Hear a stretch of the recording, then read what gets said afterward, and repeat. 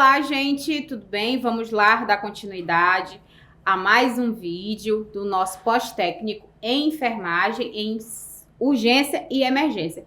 Para quem não me conhece, meu nome é Kellen Cristina, sou enfermeira, tá? Pós-graduada em Estratégia de Saúde da Família e estou acompanhando vocês nessa disciplina. Lembrando, né, que nas outras aulas anteriores nós falamos de diversos passos, deveres, obrigações, processos que envolvem urgência e emergência. E hoje nós vamos dar continuidade. E hoje, no nosso tópico, nós vamos falar sobre cuidado do técnico em enfermagem, em patologias, agravos recorrentes em emergências nos serviços de RAIS e com alterações cutâneas. No tópico 8.1, nós vamos falar sobre hepatites. Vamos lá entender primeiro o conceito, né? A hepatite A são, virais, são um grave problema de saúde pública no Brasil e no mundo. Trata-se de uma infecção que atinge o fígado, causando alterações leves, moderadas ou graves, né? A hepatite A é uma infecção que atinge o fígado do paciente. Então, logo, ele vai ficar com alguns processos comprometidos. Vamos entender aqui mais um pouquinho. É excretado, né, na bile e eliminado nas fezes. Então, por isso que ali a forma de contágio é bem diferente dos outros tipos de hepatite, tá? O resultado na transmissão, ela pode ser por via oral, via fecal oral, ou, interfere ali na função hepática, a hepatite A, desencadeando uma resposta imune que leva à inflamação do fígado. Então, o fígado, ele fica inflamado, logo ele vai ficar edemasiado, né? O paciente vai sentir muita dor abdominal, vai ficar com mal-estar constantemente, não vai poder comer qualquer tipo de comida, vai ter que ter ali os objetos separados, tem que ter um cuidado ali bem diferenciado, tá? A hepatite A, as outras formas de transmissão, são contatos pessoais, né? Próximos ali, intradomiciliares, pessoas em situações de rua ou entre crianças em creches. E os contatos sexuais, especialmente em homens que fazem sexo com homens, tá? Isso aí ele também tem uma, falando de outros tipos de hepatite também, que também são transmitidos pela forma sexual. A hepatite também, são os sintomas que são específicos, podendo se manifestar ali inicialmente com uma fadiga, um mal-estar, febre, dores musculares, são bem comuns e características, são dessa patologia. Esses sintomas iniciais podem ser seguidos de sintomas gastrointestinais, como enjoo, vômitos, dor abdominal, constipação ou diarreia. Ou o paciente ele fica com uma diarreia constante ou ele não consegue evacuar. Lembrando que constipação é quando o paciente não consegue evacuar. O tratamento, o mais importante é evitar a automedicação, que infelizmente acontece muito ainda. As pessoas começam a sentir qualquer sintoma, já corre para se automedicar e isso aí até atrapalha o processo de tratamento desse paciente. Então, logo que o paciente sentir alguma coisa, na primeira, o primeiro sinalzinho que o corpo está dando, a gente já tem que saber o que está acontecendo com o nosso corpo. E aí a orientação é que procure uma unidade básica de saúde para verificar o que está acontecendo, tá? Que esse é o atendimento primário, é lá que o paciente tem que se portar primeiro. Esse tratamento, quando se evita a automedicação, é importante para que também não comprometa o fígado, porque o fígado ele já está ali com uma infecção.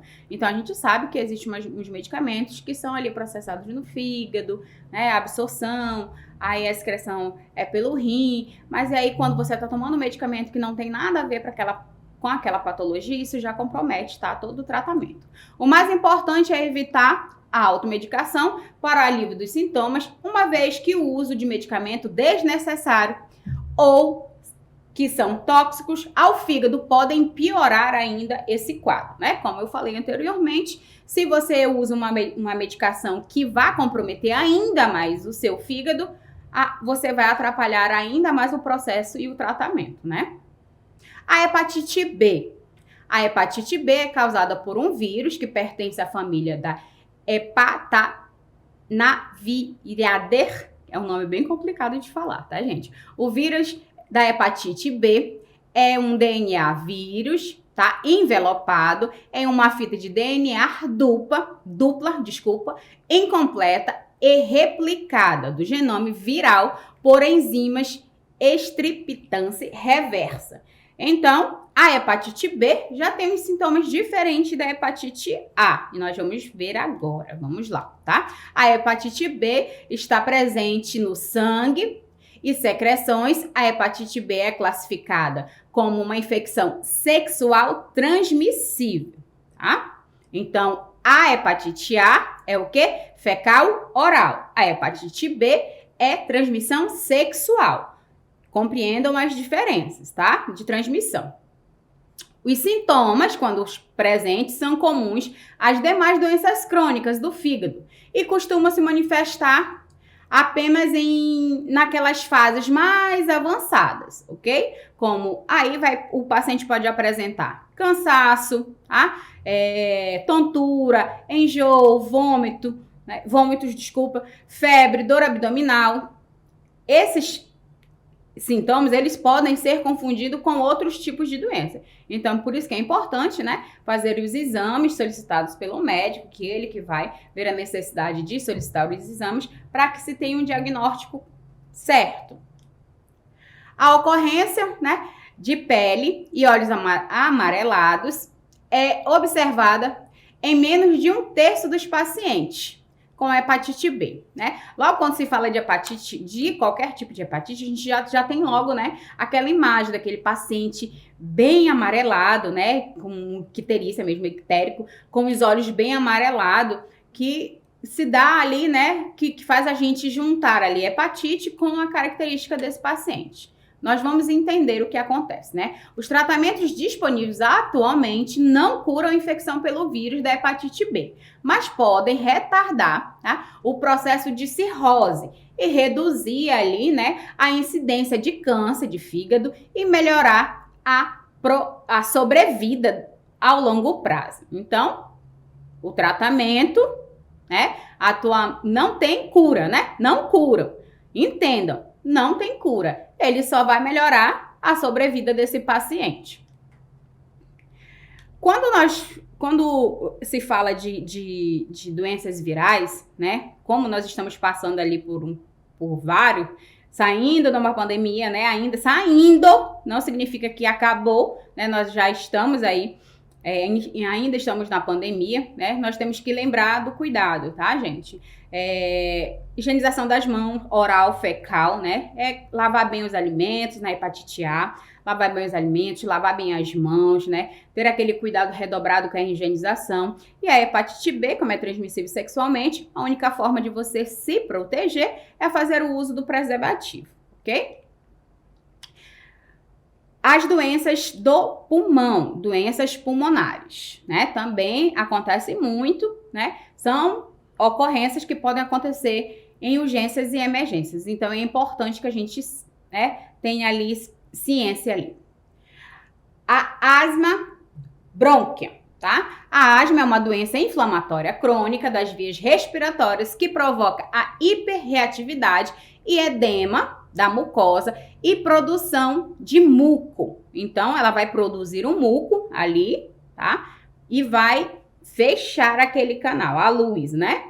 Essa inflamação acaba resultando em episódios, né, recorrentes de sintomas de asma. O paciente fica com dificuldade para respirar.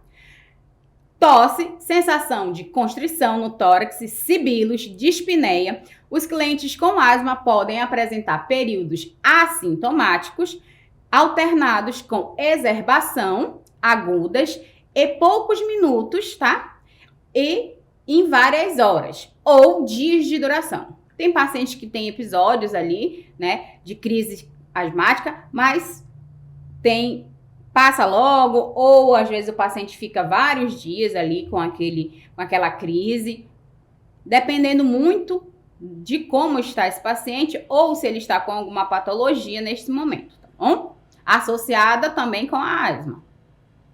Assistência de enfermagem, aí nós vamos fazer o quê? Qual é a nossa qual é a nossa assistência nessa patologia? O cuidado de enfermagem imediato dos clientes com asma depende da intensidade dos sintomas. Então, cada paciente vai apresentar uns sintomas, não é regra, tá, gente? Que todo paciente apresente os mesmos sintomas. Ali numa ordem, né? O paciente vai apresentar esses sintomas. Não é regra, cada corpo é um corpo e reage de forma diferente. Uma abordagem calma, né, constitui um importante aspecto do tratamento bem-sucedido, tanto para o cliente ambulatorial, com sintomas leves, quanto para o cliente hospitalizado, com sintomas agudos e graves, gastroesofático. Em geral, a enfermeira deve realizar o seguinte: quando se fala de enfermeira, nós estamos falando da equipe de enfermagem, tá? Assistência, ela é da equipe de enfermagem que está dentro ali. Enfermeiro, técnico de enfermagem e auxiliares, tá? Avaliar o estado respiratório do cliente por meio de monitoramento da intensidade dos sinais, sintomas, os sons respiratórios, oxiometria, tá? Pulso. Vai verificar tudo. PA, tá? Frequência cardíaca, frequência respiratória, fazer o básico, né? Que é verificar os sinais vitais do paciente. Obter história de reações alérgicas a medicamentos antes da administração de medicamento. Isso aí todo mundo já está careca de saber, que nós precisamos ter essa informação, que é de suma importância para que a gente não cometa erros. Se o paciente não souber, nós vamos procurar ali com parentes, pessoas que estão próximas, para que a gente possa ter essa informação. Identificar os medicamentos em que o cliente que faz o uso, né, atualmente, né? Se o paciente puder informar, é ótimo, para a gente saber qual é a medicação que esse paciente está tomando nesse momento. Administrar os medicamentos conforme prescrito, monitorar as respostas do cliente e esses medicamentos, incluindo qualquer antibiótico se o cliente tiver uma infecção respiratória, tá? Administrar líquidos caso o cliente esteja desidratado. O importante, tá, gente, quando se fala ali de administração de medicamento, verificar, tá, sempre se as prescrições estão de acordo, né, com a patologia do paciente, as doses, o horário certo, a medicação certa, o nome do paciente certo, para a gente evitar de cometer erros, tá? Isso aí a gente falou bastante, né, em farmacologia, que é um dos principais, né, é uma das principais atribuições dos técnicos de enfermagem, é a administração de medicamento, né? Doença pulmonar obstrutiva, que é o que? A DPOC. A doença pulmonar obstrutiva crônica é passível de prevenção e tratamento em alguns extrapulmonares significativos. Vamos lá entender ali. A DPOC caracteriza por limitação de fluxo de ar que não é totalmente reversível. Geralmente, ela é progressiva. Então, se inicia de pouquinho e aí ela vai se agravando com o tempo. É associada à resposta inflamatória do pulmão, às partículas ou gases nocivos, tá? Quando nós falamos de progressiva, não é uma doença que ela já começa grave, tá? De pouquinho em pouquinho, o pulmão do paciente ele vai ficando debilitado com o tempo. E aí tem muito a ver com o estilo de vida, se o paciente é fumante, se o paciente não é fumante, né? Se ele já teve infecções, pneumonia, né? Isso tudo também pode, né, trazer danos a esse paciente. Assistência de enfermagem tem o quê, né? A obtenção da desobstrução das vias aéreas, monitorar o paciente para identificar ali a presença de sibilos, sons respiratórios, diminuição da dispneia e a hipoxemia. Vamos lá aqui. confirmar o alívio do broncoespasmo pela medida da melhora nas taxas de fluxo, do fluxo respiratório, a força de aspiração, o tempo, né, levado ali para respirar e a quantidade de ar expirado. Então, nós vamos observar ali, né, a expansibilidade ali desse pulmão, como é que está, tá? Esse tempo, né, nós vamos observar o paciente pouco a pouco, tá bom?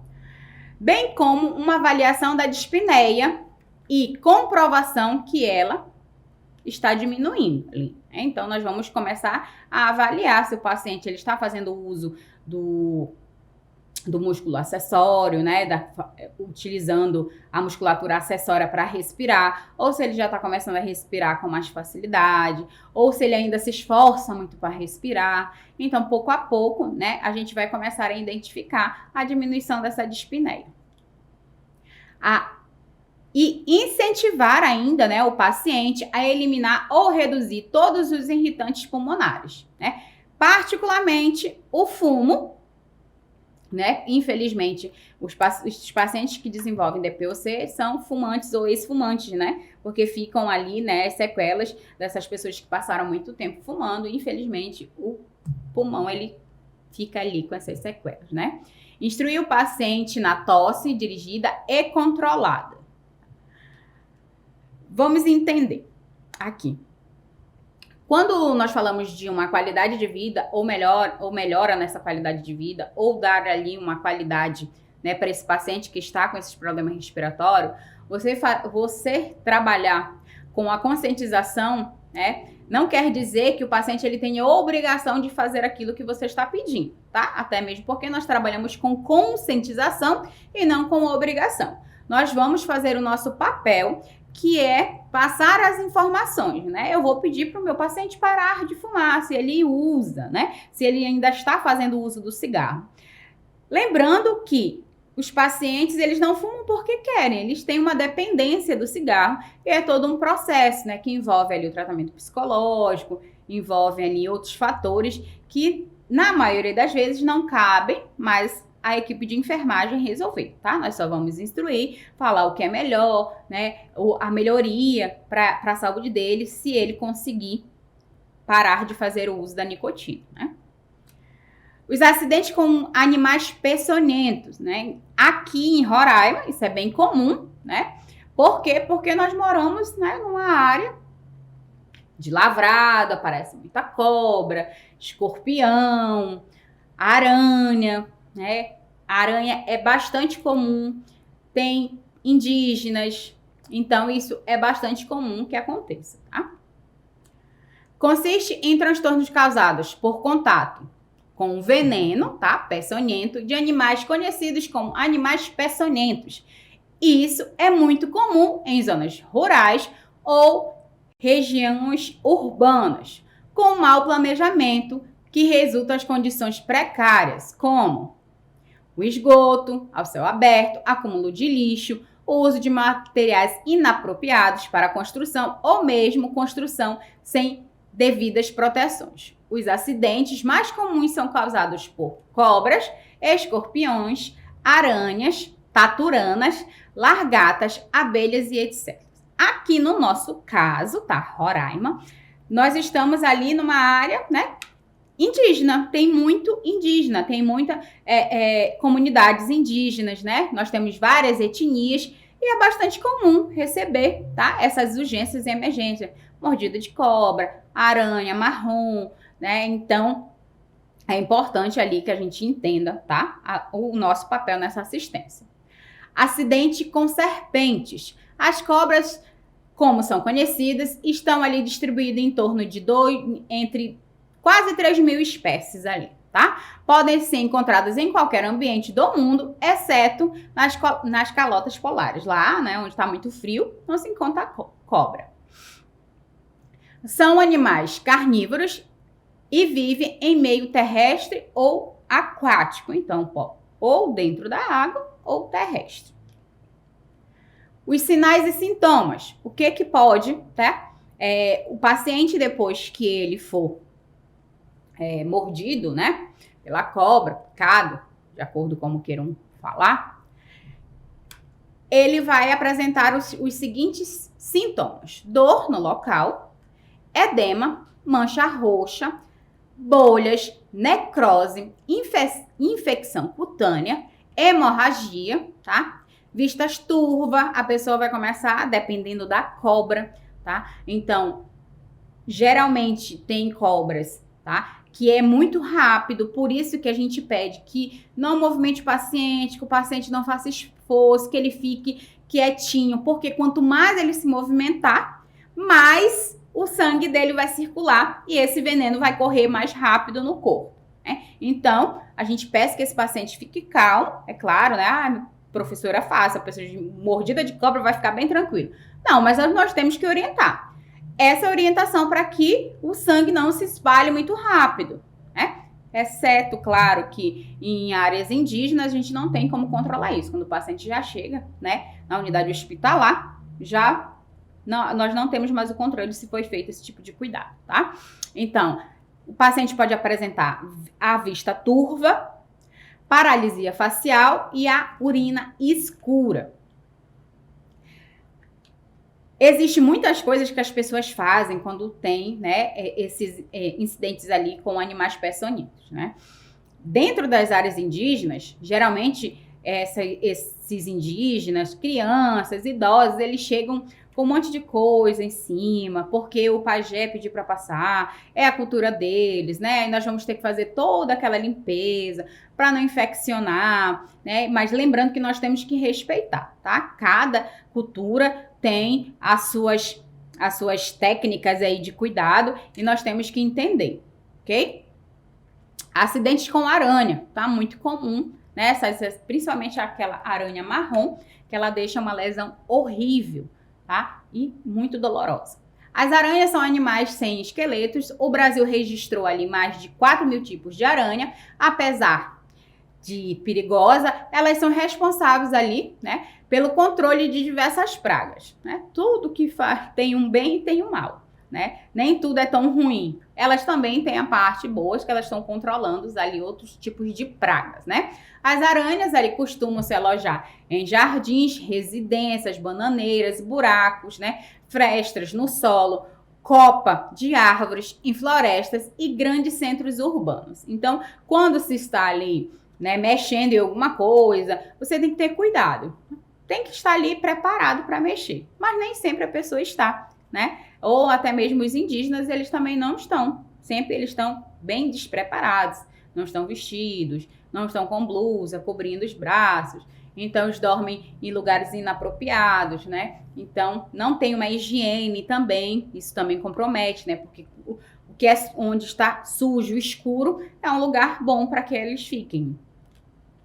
Os sintomas são dor, vermelhidão, sudorese, vômitos, alteração na pressão arterial, alteração na frequência cardíaca também, necrose, náuseas e vômito, tá? Náuseas é uma coisa, vômito é outra. Então, o paciente, ele pode só falar, você vomitou? Ele vai dizer, não, eu só fiquei com a vontade de vomitar. Então, é náuseas, né? Quando o paciente fala, você vomitou mesmo? Aí o paciente vai dizer, eu botei tudo pra fora. Porque eles não vão falar, eu tive um vômito. Ou, eu tava com náuseas. Não, eu só tava com vontade de vomitar, né? Lembrando que nós temos que nos fazer entender, tá? Acidente com escorpião acontece, tá? Nesses lavrados, Normandia, Alto Alegre, tem bastante acidente, né? Com escorpião. Segundo o Corpo de Bombeiro de São Paulo, 2014, das 1.600 espécies de escorpião que estão catalogadas, no mundo, apenas 25 causam acidentes graves. No Brasil, é mais comum o escorpião da cor marrom e o escorpião amarelo, preto e bicolor, que é o que nós temos aqui na nossa região, tá, gente? Os sintomas são leves, né, que são esses sintomas leves, eles podem causar o quê? Dor, taquicardia, agitação. Ali, os moderados podem causar náuseas, dor, vômito, sudorese, taquicardia, taquipneia e hipertensão leve. Os acidentes que são leves, eles equivalem ali só a 95%, tá?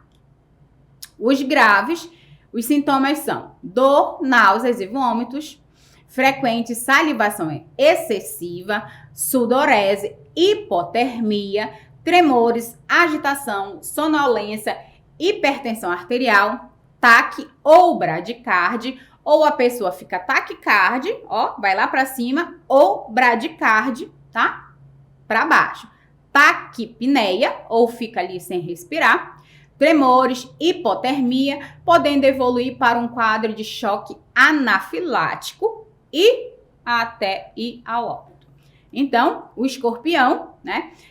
Quanto menor o escorpião, maior é o seu veneno, né? Quando esse paciente ele chega, se o paciente, tá, puder identificar esse animal, tudo bem. Mas a gente sempre pergunta se alguém, né, capturou esse animal, quando é cobra também. Ou a gente pergunta que qual era a cobra, se você conseguiu identificar, quando você conseguiu ainda ver que qual era a cobra, porque através disso a gente consegue ter a noção do tipo, né, de soro que nós vamos usar para poder ajudar esse paciente, né? Os acidentes ali com taturanas ou largatas, né?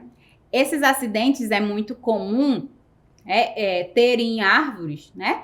Quando você pega, você vai colher alguma coisa, você mete a mão e dói muito, é uma dor insuportável. O paciente ele chega se queixando muito, a mão fica bem demasiada e essa dor ela demora um tempo, tá? Para passar. As largatas e taturanas são conhecidas também como largata de fogo, são larvas, né, que costumam viver agrupadas em árvores durante o dia, fator que contribui para causar acidentes em contato com os seus espinhos.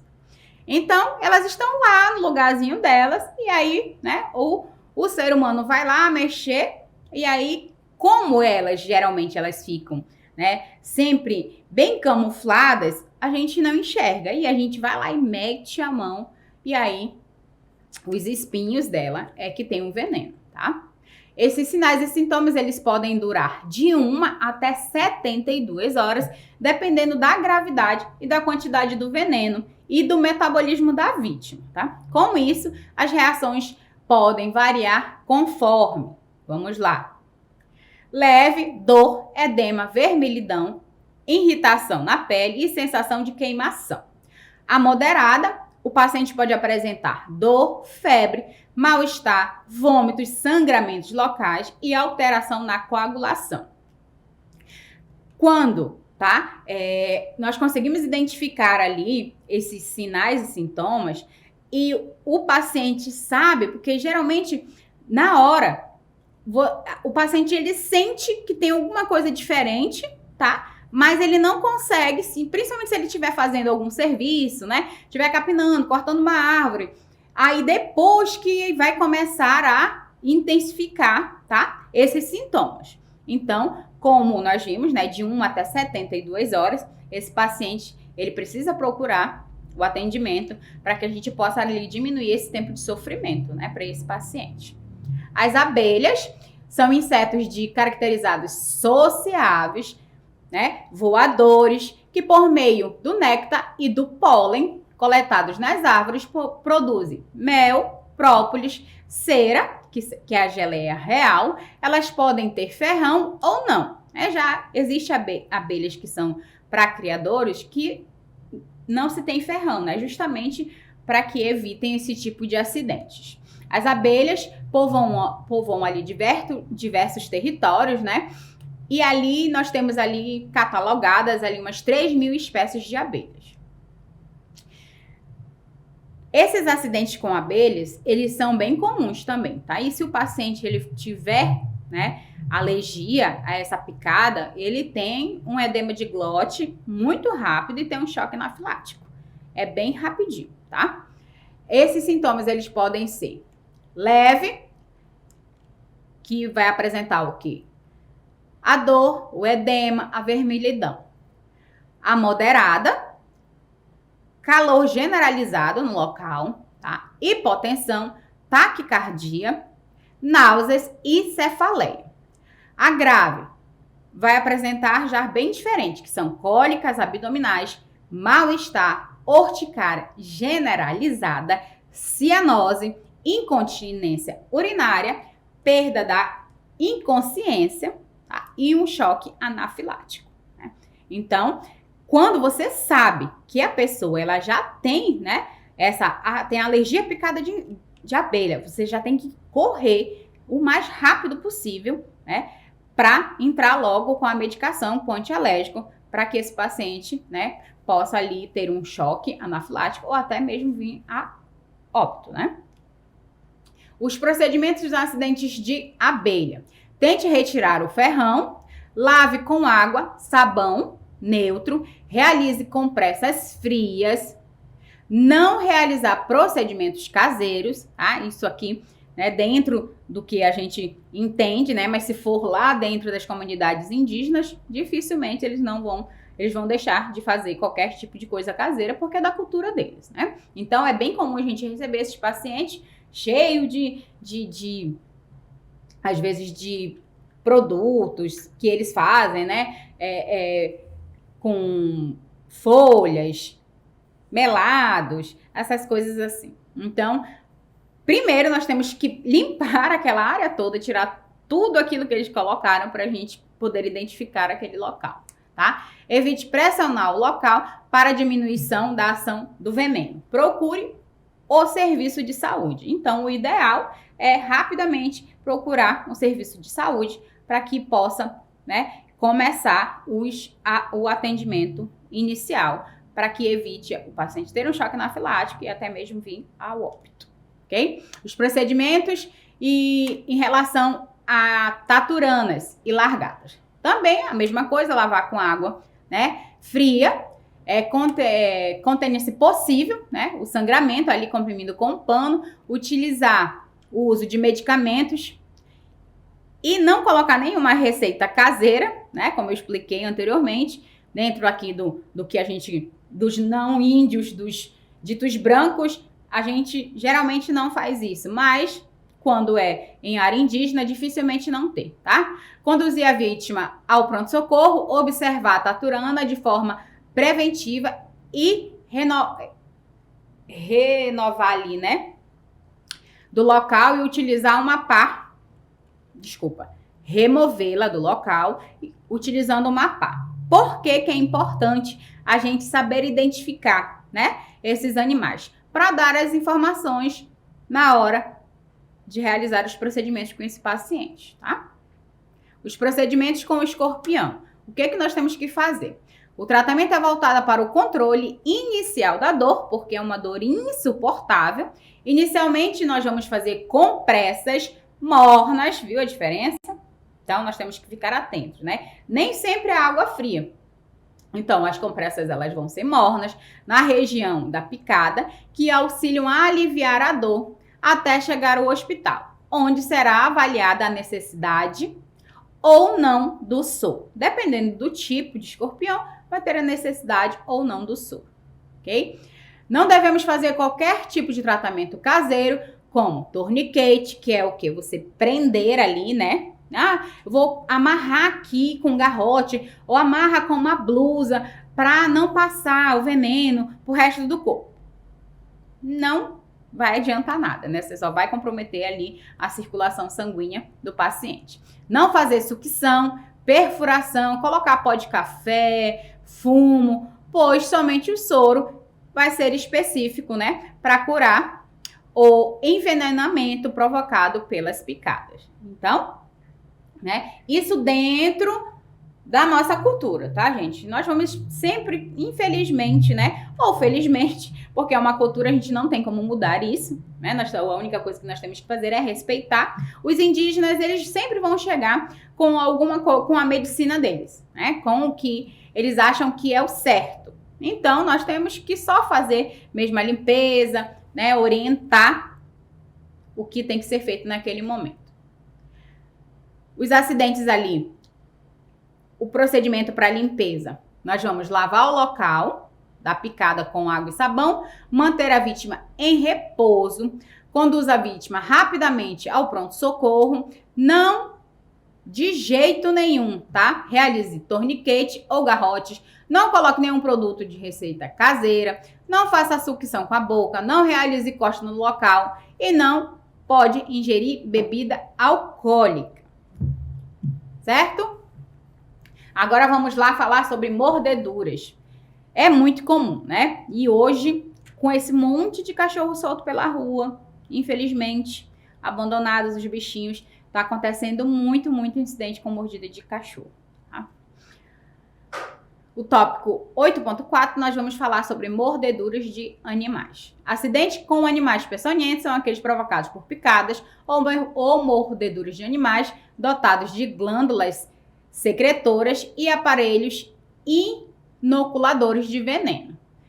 São pequenas mordidas na pele, pode aparecer um ponto pequeno e descolorido, pode ter dor, inchaço, pode ser ali o desenvolvimento lento na área da mordida, o pulso pode ficar rápido, a respiração, né, também difícil, vai começar a ficar difícil, pode também ter fraqueza, dificuldade visual, náuseas e vômitos. O cuidado de enfermagem é manter a vítima calma, se possível, localizar a marca da mordedura, limpar com água e sabão somente, tá? Imediatamente você tem que fazer a limpeza, você tem que pedir para que esse paciente lave, né? Ou até mesmo você lavar ali naquele momento, se já estiver dentro da unidade, quem vai fazer esse processo é o profissional da enfermagem. Mas se for na rua, né? O profissional tem que orientar ali o paciente, né? Para que lave, ou se o paciente chegar, você perguntar logo, você fez a higienização, lavou com água e sabão? Geralmente, infelizmente, os pacientes, eles não fazem isso. Aí, isso, né, mordeu, ficou lá.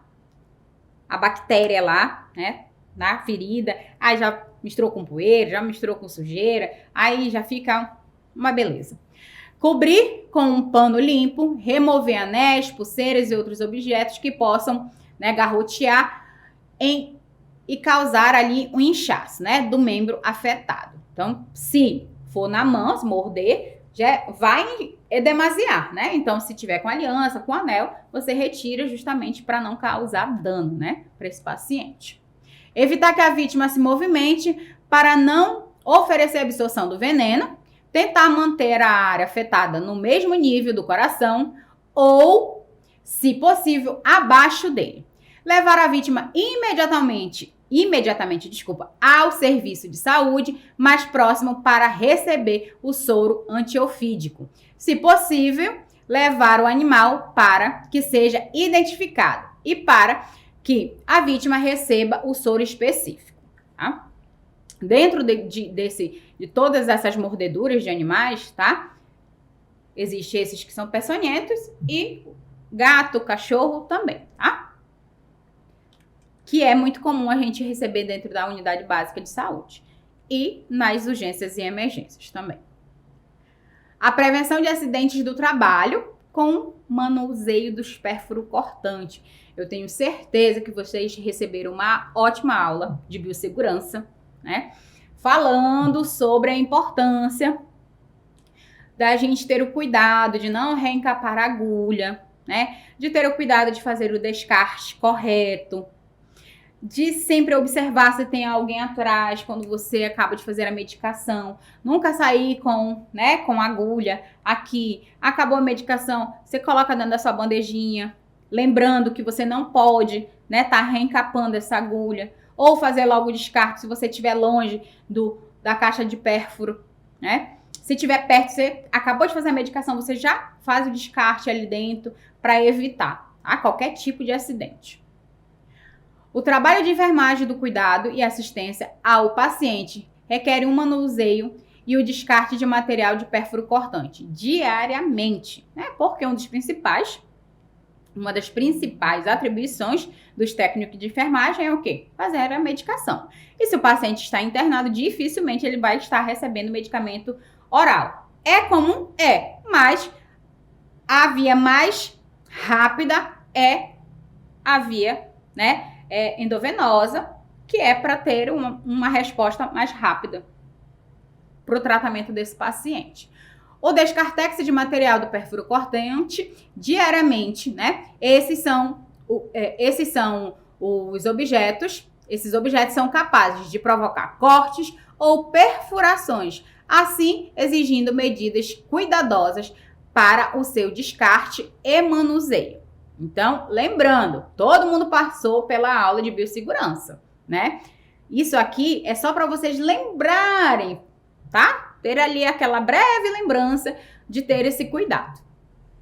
O cuidado com esses materiais do perfuro cortante. Todo material que perfura ou corta deve ser descartado em uma caixa apropriada para o perfuro cortante, em resistência, para prevenir acidentes quanto ao transporte. Nunca jogue o perfuro cortante no saco de lixo, tá? Lembrando que dentro das unidades, tá? Das unidades hospitalares, o saco preto é para lixo comum. O saco branco, que é o que nós chamamos de saco leitoso, né? Lixo contaminado.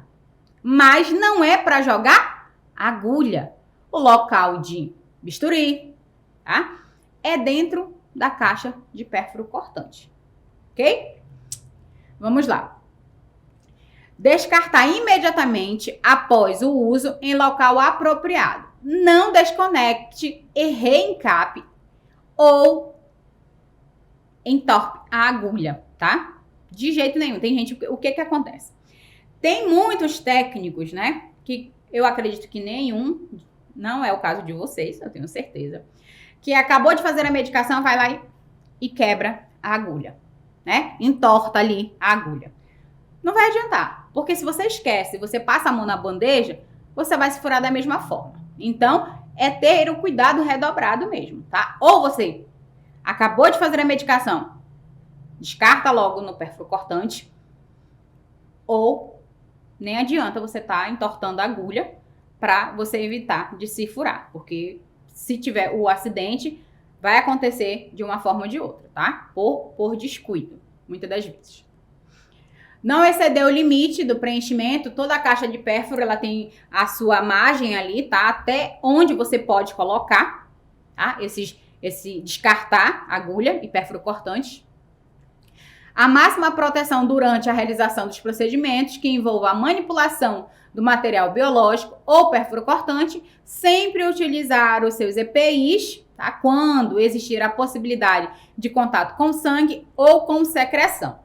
Então, toda vez que vocês forem realizar qualquer tipo de procedimento, que vocês tiverem contato com sangue, secreções, vocês têm que estar paramentados com os seus EPIs. Isso é segurança para vocês, isso é segurança para o paciente. Tá? E está dentro da nossa legislação, né? E dentro do nosso cuidado, que é o padrão, que é para que você se proteja. Então, gente, olha só, nós vamos encerrando por aqui o nosso teminha da aula. Falamos sobre os animais, né? Que podem acontecer ali, escorpiões, cobras, lagartas, os acidentes. Falamos sobre os pérfuros, né? Que tem que ter cuidado. Nós vamos ali também, né? No decorrer de todo esse curso, entender todos os procedimentos que são da competência dos técnicos de enfermagem, para que vocês saibam, né? O que é dever de vocês, o que é obrigação e o que não é para vocês fazerem. Lembre que vocês têm que sempre se atentar ao código, tá? Código de ética, para que vocês evitem cometer erros, ok? Então a gente se vê no nosso próximo vídeo. Beijo, tchau!